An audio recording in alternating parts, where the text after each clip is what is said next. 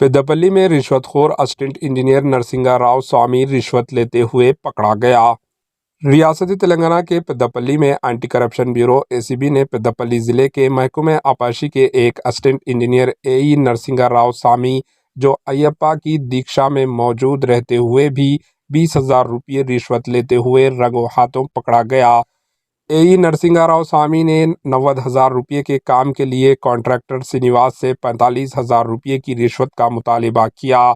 इन्होंने जूपल्ली मंडल में काचापुर के करीब पुल की मरम्मत का काम मुकम्मिल किया था। कॉन्ट्रैक्टर ने 20,000 रुपये देने का वादा किया और एसीबी से रब्ता किया, जिसके बाद एई नरसिंगा राव स्वामी को जिले कलेक्ट्रेट के सामने वाक़े चाय की स्टॉल पर रिश्वत लेते हुए गिरफ्तार कर लिया गया। एसीबी के डीएसपी BVR मूर्ति ने तस्दीक करके मुकदमा दर्ज कर लिया और एई नरसिंगा राव को हिरासत में ले लिया गया। बता दें कि अयप्पा मौला की दीक्षा में रहते हुए भी नरसिंगा राव ने इस तरह की घिनौनी हरकत की। Bureau report, AHN news. AHN news को लाइक करें, शेयर करें और सब्सक्राइब करना ना भूलें।